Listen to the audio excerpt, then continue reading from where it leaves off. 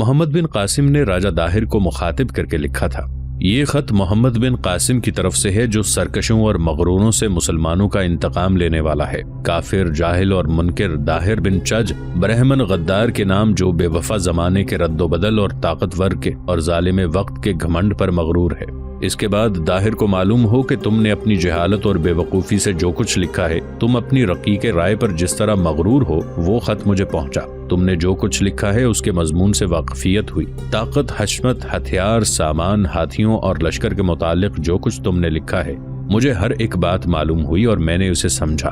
سن داہر، ہماری ساری قوت اور مدد کا مدار خدا تعالیٰ کے فضل و کرم پر ہے۔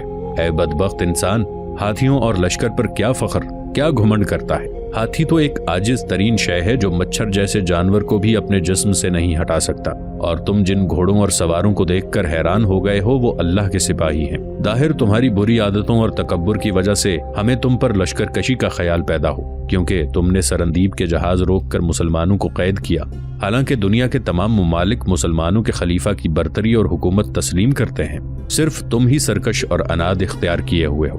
بیت المال کے خزانے کا وہ مال یعنی خراج جو کہ تم سے پہلے کے بادشاہ اور حاکم خود پر لازم اور واجب سمجھ کر ادا کرتے تھے، وہ بھی تم نے روک لیا ہے۔ اور جب تم نے اپنے آپ کو ناپسندیدہ حرکات میں ملوث کر کے خدمت سے انکار کیا اور ان بری باتوں کو جائز سمجھا، اس وقت دارالخلافے سے فرمان جاری ہوا کہ تیرے ان کرتوتوں کا بدلہ لینے کے لیے تجھ سے جنگ کرنے کے لیے رخ کروں۔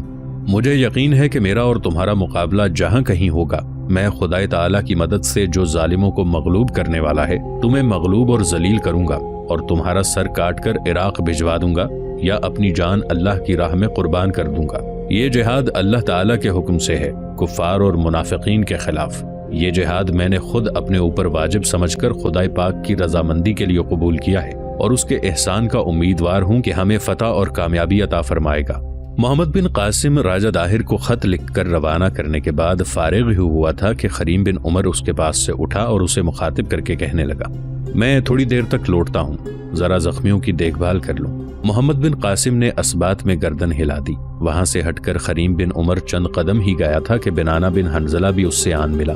دونوں آگے بڑھنے لگے۔ ابھی وہ اپنے لشکر کے زخمیوں کی دیکھ بھال ہی کر رہے تھے کہ ان کے لشکر کا ایک سپاہی قریب آیا اور خریم بن عمر کو مخاطب کر کے کہنے لگا، ایک نوجوان آپ سے ملنا چاہتا ہے، وہ ابھی لشکر میں داخل ہوا ہے، وہ نیرون کے حاکم سندرداس کی طرف سے آیا ہے۔ خریم بن عمر چونکا اور آنے والے اس لشکری سے کہا کہ اس آنے والے قاصد کو بلا کر لاؤ۔ تھوڑی دیر بعد وہ لشکری سندرداس کے قاصد کو لے کر آیا اور خریم بن عمر کے سامنے لا کھڑا کیا۔ خریم بن عمر اور بنانہ بن حنظلہ نے اس سے پرجوش مصافحہ کیا۔ پھر خریم بن عمر نے اسے مخاطب کیا، کیا تم حاکم نیرون سندرداس کی طرف سے آئے ہو؟ آنے والے قاصد نے بڑے احترام میں جب اپنی گردن کو خم کیا تو خریم بن عمر بول پڑا، کیا اس کی طرف سے تم کوئی پیغام لائے ہو؟ یہ پیغام کس کے لیے ہے، میرے نام یا محمد بن قاسم کے لیے؟ اس پر قاصد کہنے لگا، اس نے مجھے کوئی تحریری پیغام نہیں دیا، صرف اتنا کہا ہے کہ میں خریم بن عمر سے ملوں اور اس سے اس کی بیٹی اور بیوی کا احوال جان کر واپس آؤں۔ خریم بن عمر تھوڑی دیر تک آنے والے قاصد کو دیکھتا رہا، پھر کہنے لگا، کیا تم سندرداس کی بیٹی سانکرا کو جانتے ہو اور سانکرا تمہیں پہچان لے گی؟ اس پر آنے والا قاصد جھٹ سے بول پڑا، میں سندرداس کا چوبدار ہوں، بڑی مالکن روجن اور چھوٹی مالکن سانکرا دونوں ہی مجھے خوب اچھی طرح جانتی ہیں، آپ مجھے ان کے پاس لے چلیں، میں خود ہی ان سے گفتگو کر لوں گا۔ اس پر خریم بن عمر ایک طرف چل دیا، قاصد کو اپنے ساتھ آنے کے لیے کہا۔ اس جگہ جہاں خریم بن عمر اور بنانہ بن حنظلہ کے خیمے تھے، ان دونوں کے خیموں کے درمیان ایک بڑا خیمہ تھا۔ اس کے سامنے خریم بن عمر کھڑا ہوا اور آواز دی، سانکرا اور گدیری، میں خریم بن عمر ہوں، میرے ساتھ بنانہ بن حنظلہ ہے اور ایک قاصد سانکرا کے باپ سندرداس کی طرف سے آیا ہے، ہم تینوں اندر آ سکتے ہیں؟ خریم بن عمر کا یہیں تک کہنا تھا کہ دوسرے ہی لمحے سانکرا خیمے کے دروازے پر نمودار ہوئی۔ ایک نگاہ اس نے خوشکن انداز میں خریم بن عمر پر ڈالی، پھر قاصد کو دیکھتے ہوئے کہنے لگی، تم کس وقت آئے ہو؟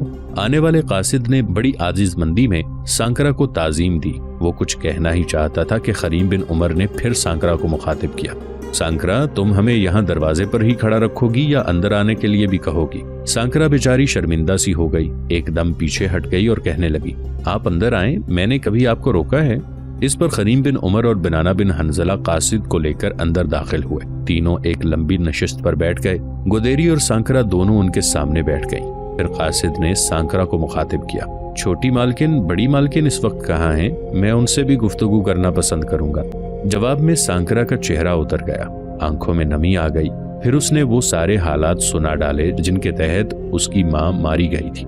फिर उसने आने वाले कासिद की तरफ देखते हुए बड़े हैरानकुन अंदाज में पूछा, मेरे बाप ने जो मुसल्ला जवान हमारी तरफ भिजवाए थे, उन्होंने ही धर्मदास को कत्ल कर दिया था और उनकी मौजूदगी में ही मेरी माँ का क्रियाक्रम हुआ था। क्या उन्होंने वापस जाकर मेरे बाप से मेरी माँ के मरने की इत्तला नहीं की?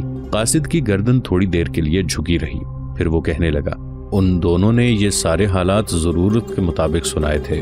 धर्मदास के नारवा सलूक का जिक्र भी किया था, जिसे सुनकर मालिक बड़े खफा और बरहम हुए थे। जब उन जवानों ने इंकिशाफ किया कि किस तरह बालों से पकड़कर धर्मदास ने आपको घसीटा, तो मालिक ने कहा कि धर्मदास को कत्ल कर देना चाहिए था।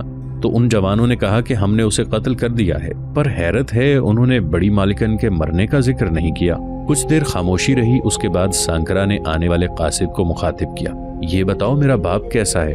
कासिद ने एक रहम अंगेज निगाह सांकरा पर डाली। इसके बाद वो बोल पड़ा, मालिक ठीक हैं। जिस रोज मैं नैरून से इधर आने के लिए रवाना हुआ, उसी रोज वो अरोड़ की तरफ चले गए थे। राजा दाहिर ने उन्हें तलब किया। शायद वो किसी अहम मौजू पर उनसे गुफ्तगू करना चाहता था। राजा दाहिर को खबर हो चुकी है कि मुसलमानों ने दीबल पर हमला आवर होकर दीबल पर कब्जा कर लिया है। राजा दाहिर शायद ये भी समझ रहा है कि दीबल के बाद मुसलमान नैरून का रुख करेंगे, लिहाजा नैरून के दिफा और इस्तेहकाम के लिए वो हमारे मालिक से गुफ्तगू करना चाहता है। इसलिए वो राजा दाहिर की तरफ गए हैं। मेरे ख्याल में चंद रोज तक वो वापस आ जाएंगे। वो आपकी खैरियत से मुतालिक परेशान थे और पूछ रहे थे कि आप कब तक नैरून का रुख करेंगी। इस मौके पर सांकरा ने अजीब से अंदाज में खरीम बिन उमर की तरफ देखा। फिर कहने लगी, आप इसे जवाब दें कि अब हमारा आइंदा लाहे अमल क्या है? खरीम बिन उमर ने फौरन कासिद की तरफ देखते हुए कहना शुरू किया, जैसा कि तुम देखते हो कि हम दीबल पर काबिज हो चुके हैं। बस कुछ ही दिन तक हमारा लश्कर यहाँ से कूच करेगा। हमारा रुख नैरून की तरफ होगा। तुम हमारे साथ जाना। मेरे ख्याल में यहाँ से कूच करने में ज्यादा दिन नहीं लेंगे। तुम थके हारे हो, उठो, पहले खाना खाओ, इसके बाद आराम करो। इसके साथ ही खरीम बिन उमर अपनी जगह से उठ खड़ा हुआ। बनाना बिन हंजला और कासिद भी उठ खड़े हुए। फिर खरीम बिन उमर और बनाना बिन हंजला कासिद को लेकर वहां से चले गए।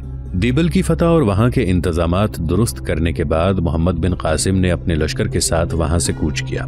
मंजनीकें और दीगर अस्करी सामान कश्तियों में लाद कर नाला साकरा के जरिए रवाना किया। साकरा को बघियार का नाम भी दिया जाता है। सिंध में आज भी मीरपुर साकरा मौजूद है, यानी वो मीरपुर जो खत्ते साकरा में है। दीबल से कूच करने के बाद मोहम्मद बिन कासिम ने अपने लश्कर के साथ ठट्ठा में कयाम किया। बहुत से लोगों का ख्याल है कि जिस वक्त मोहम्मद बिन कासिम सिंध पर हमला आवर हुआ, उस वक्त ठट्ठा आबाद नहीं हुआ था, लेकिन ये दुरुस्त नहीं। सिंध के कदीम और तारीखी शहरों में जो अहमियत दीबल और ठट्ठे को हासिल है, वो मोहताजुल बयान नहीं। अहद हाजिर के मौर्रिखों ने दोनों शहरों में जिस कदर दिलचस्पी ली है, इतनी तारीखी नुक्ता नजर से कई बातें इन दोनों शहरों के मुतालिक ऐसी हैं कि वो अभी तक एक हल तलब मसला बनी हुई है। वो मसाइल जो इन दोनों शहरों के मुतालिक अभी तक धुंध में पड़े हुए हैं, उनमें पहली चीज ये है कि दीबल की आबादी के मुतालिक हम आज तक किसी नतीजे पर नहीं पहुंच सके कि वो किस जगह आबाद था। दूसरी बात जो दीबल के मुतालिक आज तक आया नहीं हो सकी, वो ये कि शहर कब आबाद हुआ। इसी के साथ सिंध की तारीख का मुताला करने वाले तालिब इल्म के जहन में ठट्ठे के मुतालिक जो सवालात उभरते हैं, उनमें एक ये है कि ठट्ठा कब आबाद हुआ और शहर का बानी कौन था। क्या ठट्ठा उस जगह आबाद हुआ जहां दीबल आबाद था, या किसी अलहदा जगह आबाद किया गया? ठट्ठा और दीबल दोनों एक वक्त में आबाद थे। बाज लोगों का ख्याल है कि ठट्ठा और दीबल एक ही शहर के नाम हैं, लेकिन ये दुरुस्त नहीं है। ये हैं चंद सवालात जिनकी वजह से दौरे हाजिर की तारीख को खुर्दबीन से देखा जा रहा है और आसार और तारीख के छुपे हुए गोशों को बेनिकाब किया जा रहा है। आज भी सिंध की तारीख के इन मसाइल पर दबीज पर्दे पड़े हुए हैं। ये बात तयशुदा है कि ठट्ठा और दीबल दोनों एक ही वक्त में मौजूद थे। दीबल क्योंकि कारोबारी शहर था, लिहाजा उसके मुकाबले में ठट्ठा को कुछ ज्यादा अहमियत और शोहरत हासिल ना हुई। ठट्ठा उस वक्त मंजर आम पर आता है जब हिजरी 658 में दीबल गुम हो गया। उसके गुम हो जाने के बाद ठट्ठा को अहमियत हासिल हुई और हिजरी 671 से कुछ पहले ये उस इलाके का बड़ा शहर बनकर उभरा और दीबल का कायम मकाम कहलाया। बहरहाल ठट्ठा में मुख्तसर क़याम के बाद मोहम्मद बिन कासिम ने अपने लश्कर के साथ फिर कूच किया और सिसम के मुकाम पर जाकर पड़ाव किया। सिसम के मुकाम पर मोहम्मद बिन कासिम को हज्जाज बिन यूसुफ की तरफ से एक खत मिला जिसमें लिखा था, حجاج بن یوسف کی طرف سے محمد بن قاسم کو۔ محمد بن قاسم کو یہ جاننا چاہیے کہ ہمارے دلی ارادوں اور ہمت کا حال یہ ہے کہ ہر حال میں کامیابی حاصل ہو۔ انشاءاللہ تم کامیاب اور فتح مند ہوگے، اور اللہ عز و جل کے احسان سے دشمن دنیا کی سزا اور عاقبت کے عذاب میں ہمیشہ گرفتار اور مغلوب رہے گا۔ بیٹے، تمہیں ہرگز یہ خیال بھولنا نہیں چاہیے، اور نہ ہی یہ خیال دل میں لانا چاہیے کہ تمام ہاتھی، گھوڑے، دولت اور دشمن کا تمام مال و اسباب تمہاری ملکیت ہو جائے گا، بلکہ تم اپنے رفیقوں کے ساتھ ایک پرمسرت زندگی بسر کرو اور ہر ایک کے ساتھ احترام اور حسن سلوک کے ساتھ پیش آؤ۔ انہیں یہ یقین دلاؤ کہ یہ ملک تمہارا ہے۔ جب تم کوئی قلعہ فتح کرو تو اس میں لشکر کی ضروریات کی کوئی چیز بھی تمہارے ہاتھ آئے تو وہ لشکر اور لشکر کی تیاریوں پر خرچ کرو۔ اشیاء کی قیمتوں کی شرح مقرر کرنا تاکہ تمہارے لشکر میں غلہ سستا ملے۔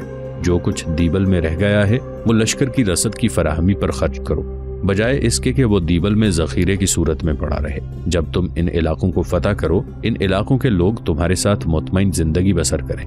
مفتوحہ علاقے کے لوگوں کی دلجوئی کرنا تاکہ کسان، پیشہ ور اور تاجر خوشحال اور آسودہ ہوں اور ملک سرسبز اور شاداب رہے۔ اس خط پر 20 رجب ہجری 93 کی مہر تھی۔ سیسم سے کوچ کرنے کے بعد محمد بن قاسم اپنے لشکر کے ساتھ نیرون کوٹ کی طرف بڑھا، جو دیبل سے 25 فرلانگ پر تھا، اور 7ویں دن نیرون کوٹ کے باہر کے مقام پر محمد بن قاسم نے اپنے لشکر کے ساتھ پڑاؤ کیا۔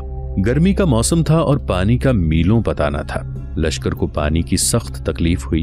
لشکر کو پانی کی تکلیف دیکھ کر محمد بن قاسم نے کہا کہ نماز استسقاء ادا کی جائے۔ سب نے مل کر نماز استسقاء ادا کی اور نہایت ہی گڑ گڑا کر دعائیں مانگی گئیں۔ محمد بن قاسم نے نماز کی خود ہی امامت کرائی اور اس کی دعا کے الفاظ کچھ اس طرح تھے: اے گمراہوں اور پریشانیوں کے رہبر، اے فریاد کرنے والوں کی فریاد سننے والے، بسم اللہ الرحمن الرحیم کے وسیلے سے میری دعا کو سن۔ خدا نے مجاہدین کی دعا کو کچھ اس طرح قبول فرمایا کہ خوب بارش ہوئی، چاروں طرف پانی ہی پانی ہو کر رہ گیا، ہر چیز جل تھل ہو کر رہ گئی، اور مسلمان لشکری جو پانی کی طلب محسوس کر رہے تھے وہ ختم ہو گئی۔ سیسم سے روانہ ہو کر محمد بن قاسم جب نیرون پہنچا تو نیرون کا راجہ سندر داس اس وقت راجہ داہر کے پاس گیا ہوا تھا۔ گو اس نے حجاج بن یوسف کو خط لکھ کر پہلے ہی امان طلب کر لی تھی، لیکن اس امان کا اس نے کسی سے ذکر نہیں کیا تھا، اس لیے کہ اگر راجہ داہر کو سندر داس کی اس حرکت کا پتہ چل جاتا تو وہ سندر داس کو ایسی سزا دیتا جو تاریخ میں عبرت بن کر رہ جاتی۔ سندر داس نے اپنے لشکریوں، اپنے مشیروں اور شہر کے لوگوں تک کو یہ خبر نہ کی تھی کہ خفیہ ہی خفیہ قاصد بھیج کر حجاج بن یوسف سے پہلے ہی امان طلب کر رکھی ہے۔ اس لیے محمد بن قاسم جب اپنے لشکر کے ساتھ نیرون پہنچا تو سندر داس کی غیر موجودگی میں شہر والوں نے محمد بن قاسم کی آمد کی خبر سنی تو وہ شہر کے دروازے بند کر کے بیٹھ گئے۔ محمد بن قاسم نے بھی نیرون کے خلاف کوئی کارروائی نہیں کی، بلکہ نیرون شہر سے باہر اپنے لشکر کے ساتھ پڑاؤ کر لیا۔ وہ جانتا تھا کہ سندر داس راجہ داہر سے ملاقات کرنے کے لیے اروڑ گیا ہوا ہے، اور محمد بن قاسم یہ بھی جانتا تھا کہ حجاج بن یوسف حاکم نیرون سندر داس اور شہر والوں کو پہلے ہی امان دے چکا ہے، لہٰذا شہر والوں نے جب اس پر دروازے بند کیے تو اس نے کوئی اعتراض نہ کیا، بلکہ چپ چاپ پڑاؤ کر لیا۔ دراصل اسے اروڑ سے سندر داس کی واپسی کا انتظار تھا۔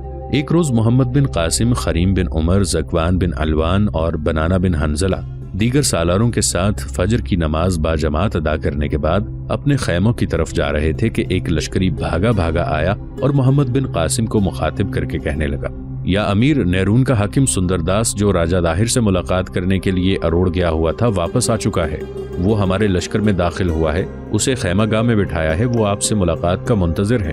اس خبر پر ایک بار مسکراتے ہوئے محمد بن قاسم نے خریم بن عمر کی طرف دیکھا، پھر کہنے لگا: آؤ سندر داس سے ملاقات کرتے ہیں، دیکھیں وہ کیا کہتا ہے۔ اس پر سب تیز تیز قدم اٹھاتے ہوئے محمد بن قاسم کے خیمے کی طرف ہو لیے تھے۔ جب خیمے میں داخل ہوئے تو اندر اپنے چند محافظوں اور ساتھیوں کے ساتھ سندر داس بیٹھا ہوا تھا۔ محمد بن قاسم جب اپنے سالاروں کے ساتھ اندر داخل ہوا تو یہ سندر داس نے اپنی جگہ سے اٹھ کر ان کا استقبال کیا، پہلے اپنا اور اپنے ساتھیوں کا تعارف کروایا، بعد میں محمد بن قاسم نے سب سے مصافحہ کیا۔ جس وقت سب سے مصافحہ کیا جا رہا تھا تو سندر داس بڑی خوش دلی کا مظاہرہ کر رہا تھا۔ جب خریم بن عمر کی باری آئی تو مصافحہ کرنے کے ساتھ ساتھ اس نے خریم بن عمر کو اپنے ساتھ لپٹا لیا اور کہنے لگا: تمہارے ساتھ تو ایک رشتہ ہے، میں اپنی بیٹی کے انتخاب کی داد دیتا ہوں، میں تمہیں ان سرزمینوں میں خوش آمدید کہتا ہوں۔ سندر داس کے ان الفاظ پر خریم بن عمر مسکرا دیا تھا۔ پھر سب نشستوں پر بیٹھ گئے۔ اس کے بعد سندر داس نے گفتگو کا آغاز کیا۔ وہ محمد بن قاسم کو مخاطب کر کے کہہ رہا تھا، میں آپ کا شکر گزار ہوں کہ آپ نے میری غیر موجودگی میں میرے شہر پر حملہ نہیں کیا۔ گو شہر کے محافظوں نے دروازے بند کر دیے تھے، ایسا انہوں نے میرے یہاں نہ ہونے کی وجہ سے کیا تھا۔ سندر داس یہیں تک کہنے پایا تھا کہ محمد بن قاسم بول پڑا، سندر داس، تم نے جو قاصد حجاج بن یوسف کی طرف بھجوائے تھے ان کے ذریعے اس شہر کو امان دی جا چکی ہے، اور جسے امان دی جاتی ہے اس کا ہم احترام کرتے ہیں۔ جب تک تم نہ لوٹتے ہم شہر والوں سے کوئی تعرض نہ کرتے۔ اب جب کہ تم آ گئے ہو تو شہر والوں کو بتا دو کہ ہم ان پر حملہ آور نہیں ہوں گے، سب کو امان دی جا چکی ہے۔ سندر داس تھوڑی دیر تک مسکراتا رہا، پھر اس کی آواز خیمے میں گونجی، اب شہر والوں کو کچھ کہنے کی ضرورت نہیں، میں انہیں سب کچھ سمجھا چکا ہوں۔ پہلے میں نے اس امان کا کسی سے ذکر نہیں کیا تھا، میں جانتا تھا کہ کسی کے کان میں بھی یہ بھنک پڑ گئی تو وہ راجہ داہر سے جا کر کہے گا، اور راجہ داہر میرے لیے عذاب بن کر نازل ہوگا۔ اب میں نے شہر میں منادی کرا دی ہے کہ شہر کے لوگوں کو امان دے دی گئی ہے، آپ جا کر دیکھ سکتے ہیں۔ میں نے شہر کے سارے دروازے کھلوا دیے ہیں، آپ جس دروازے سے چاہیں نیرون شہر میں داخل ہو سکتے ہیں۔ نیرون اب آپ کا شہر ہے، اس کا انتظام بھی میں آپ کے سپرد کرتا ہوں۔ کچھ دیر تک خاموشی رہی۔ اس کے بعد محمد بن قاسم نے کہنا شروع کیا، سندر داس، میں یہیں خیمہ زن رہوں گا، نیرون میں داخل نہیں ہوں گا، نیرون کی حاکمیت پر تم برقرار رہو گے۔ سندر داس اس گفتگو کے جواب میں جھٹ سے بول پڑا، میرے محترم، کیا آپ بتائیں گے کہ نیرون کے بعد آپ کدھر کا رخ کریں گے؟ اس لیے کہ آپ کا سامنا کرنے کے لیے راجہ داہر نے جنگ کی پوری زور و شور سے تیاریاں کر رکھی ہیں۔ وہ اور اس کا بیٹا جے سینا ان دنوں جنگی تیاریوں کو عروج پر لے جا چکے ہیں۔ یہ سب کچھ میں اپنی آنکھوں سے دیکھ کر آیا ہوں، لہٰذا آپ کو بتانا میرا فرض ہے کہ ان کا مقابلہ کرنے کے لیے ہمہ وقت آپ کو تیار رہنا چاہیے۔ سندر داس، تمہیں پریشان ہونے کی ضرورت نہیں ہے، راجہ داہر لاکھ تیاری کر لے، جب وہ ہمارے سامنے آئے گا تب پتہ چلے گا کہ اس کی تیاریاں کہاں تک اس کا ساتھ دیتی ہیں۔ بڑے اعتماد کے ساتھ سندر داس کی طرف دیکھتے ہوئے محمد بن قاسم نے کہنا شروع کیا، سندر داس، میں یہاں سے راجہ داہر کے مرکزی شہر کا رخ نہیں کروں گا۔ سندر داس، دیول شہر کو فتح کرنے کے بعد میں نے وہاں قیام کیا، اور میری تبلیغ کے جواب میں کچھ لوگوں نے وہاں اسلام قبول کر لیا تھا۔ اسلام قبول کرنے والوں میں سے ایک شخص جس نے اپنا نام ہی مولانا اسلامی رکھ لیا ہے، وہ اس وقت میرے لشکر میں شامل ہے، اور وہی ان جنگوں میں میری رہنمائی کرے گا۔ تمہاری آمد سے پہلے میں اس سے مشورہ کر چکا ہوں، میں تمہیں اس سے ملاؤں گا بھی۔ اس کا کہنا ہے کہ نیرون کے بعد ہمیں راجہ داہر کا سامنا نہیں کرنا چاہیے، نہ ہی اس کے مرکزی شہر کی طرف جانا چاہیے، بلکہ ہمیں سیون کا رخ کرنا چاہیے۔ سیون اور ملحقہ علاقوں کو فتح کرنے کے بعد مولانا اسلامی کا دعویٰ ہے کہ راجہ داہر خود اپنی کمین گاہ سے نکلے گا اور ہمارے مقابل آئے گا۔ اس طرح اسے بھی اپنے مرکزی شہر سے دور ہونا پڑے گا، اور اس پر قابو پانا ہمارے لیے آسان ہو جائے گا۔ مولانا اسلامی کی اس تجویز کو میں نے پسند کیا ہے، مجھے تمہاری آمد کا انتظار تھا، اب میں یہاں سے سیون کا رخ کروں گا۔ اس کے بعد دوسرے شہروں پر قبضہ کرنے کے بعد مجھے امید ہے کہ ہمارا ٹکراؤ راجہ داہر سے براہ راست ہوگا۔